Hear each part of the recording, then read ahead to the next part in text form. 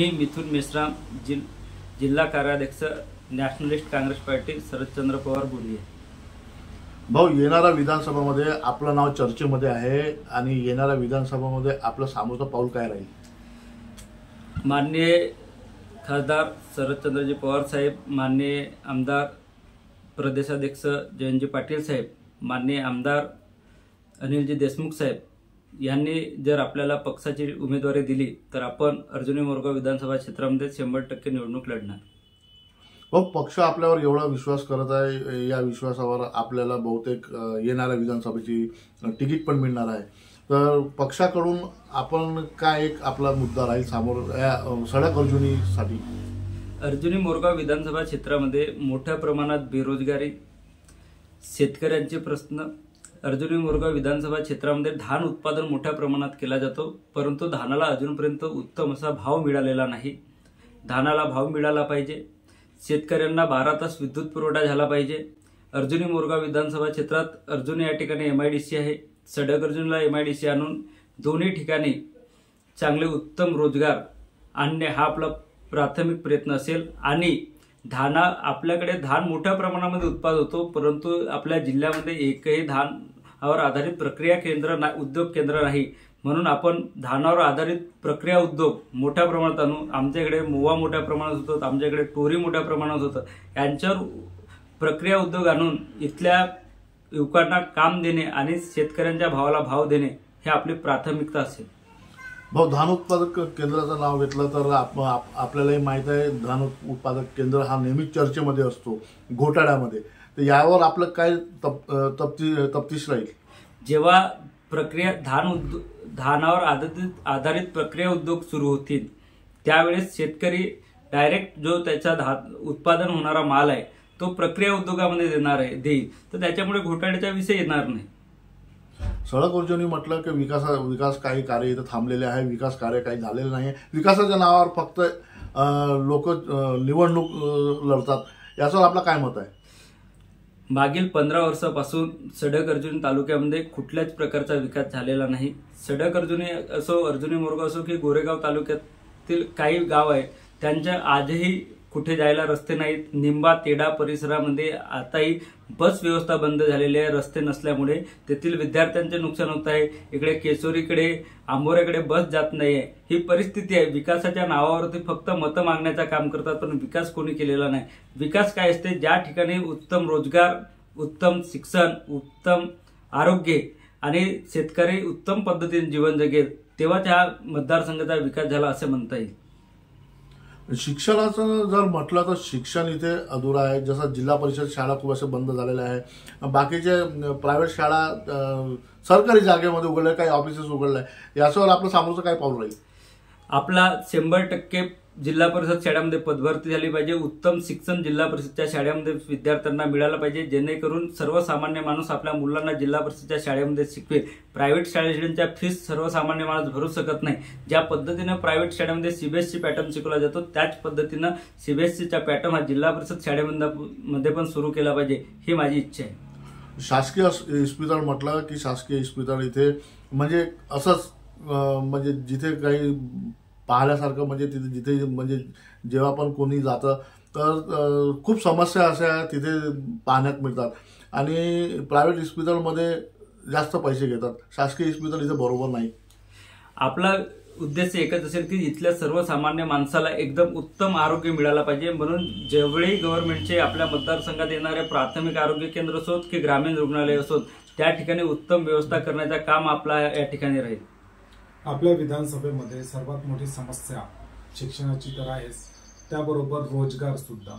तर यावर आपलं काय मत आहे? या ठिकाणी 1995ला MIDC अर्जुनी मोरगावला तयार करण्यात आली होती। 1995 पासून तर आजपर्यंत त्या MIDC मध्ये कुठल्याच प्रकारचा रोजगार आणला गेला नाही। जर त्या ठिकाणी उद्योगधंदे आणले असते तर आपल्या या परिसरातील युवकांना त्या ठिकाणी रोजगाराची संधी उपलब्ध झाली असती आणि इथल्या युवकांना स्थानांतर करण्याची गरज पडली नसती। आज अर्जुनी मोरगाव विधानसभा क्षेत्रामध्ये मोठ्या प्रमाणामध्ये स्थानांतर होत आहे आणि इथल्या स्थानिक लोकप्रतिनिधींनी कधी रोजगाराची गोष्ट किंवा रोजगाराची भाषा केली नाही किंवा विधान भवनामध्ये कधी प्रश्न मांडला नाही की या क्षेत्रामध्ये एखादी कंपनी आली पाहिजे आणि इथल्या इथल्या बेरोजगार युवकांच्या हाताला काम मिळालं पाहिजे याकडे कुठल्याच लोकप्रतिनिधींनी लक्ष दिलं नाही। मी एक युवक आहे आणि माझा तो प्राथमिकता असेल की या मतदारसंघामध्ये चांगल्या उत्तम पद्धतीचे 4-5 रोजगार आले पाहिजेत, जेणेकरून त्या ठिकाणी 5 ते 7 हजार 10 हजार मुलांनी काम केला तर आपल्या आई वडिलांसोबत राहून आपला उदरनिर्वाह करू शकतात आणि त्यांना स्थानांतर करण्याची गरज पडणार नाही। लाडली बहीण योजना महायुतीने आता सुरू केलेली आहे। लाडली जी योजना आहे कुठपर्यंत म्हणजे तिचा लाभ लोकांना मिळणार आहे की नाही मिळणार आहे, काय आपलं मत आहे? मतांची आली कडकी म्हणून बहीण झाली लाडकी ही परिस्थिती आहे। आज काल एक मी न्यूजवरती बातमी पाहिली की वित्त विभागाचा नियोजन नसताना सुद्धा आपल्या स्वार्थासाठी त्यांनी ही लाडकी बहीण योजना सुरू केली। पण काही लाडक्या बहिणींची इच्छा आहे की आम्हाला ते लाडकी बहिणीचे 1500 नकोत, पण जिल्हा परिषदच्या शाळा उत्तम करा, आम्हाला उत्तम आरोग्याची व्यवस्था करा असे बोलून त्या लाडक्या बहिणींनी दाखवलेले आहे नेत्यांकडे। लाडका भाऊ योजना पण सुरू होणार आहे।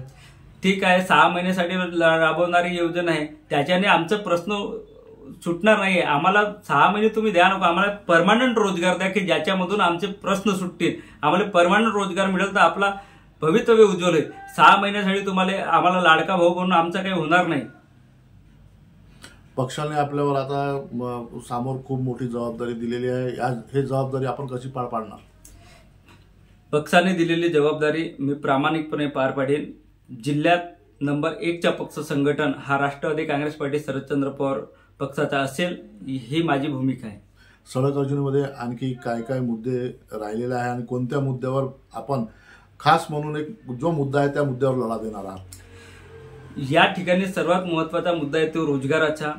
आपल्याकडे येणारा केसुरी हा अतिदुर्गम भाग आहे, आदिवासी बाहुल भाग आहे। गोठणगाव क्षेत्र आदिवासी बाहुल भाग आहे, गोरेगाव तालुक्यातील आदिवासी भाग आहे, सडक तालुक्यातील आदिवासी भाग आहे।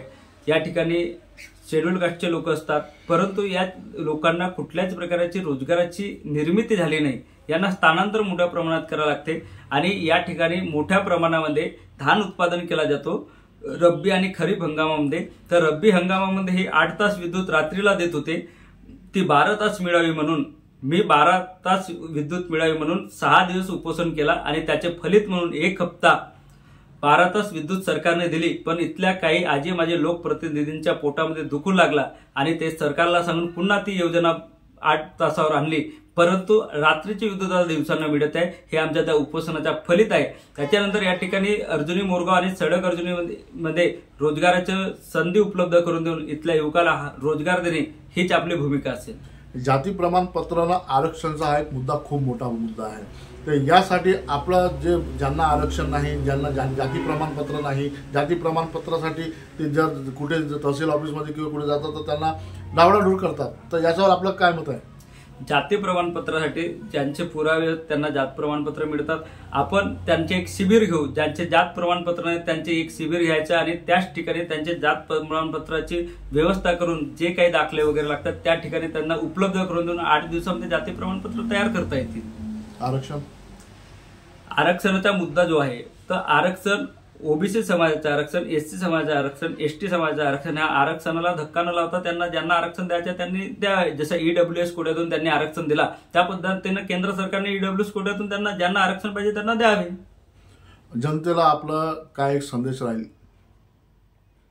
जनतेला आपला एवढाच संदेश राहील की माननीय खासदार शरदचंद्रजी पवार साहेब, माननीय आमदार जयंतजी पाटील साहेब आणि माननीय आमदार अनिलजी देशमुख साहेब, माननीय आमदार रोहितदादा पवार यांनी मला उमेदवारी दिली तर मी या मतदारसंघातून उमेदवारी लढवेन।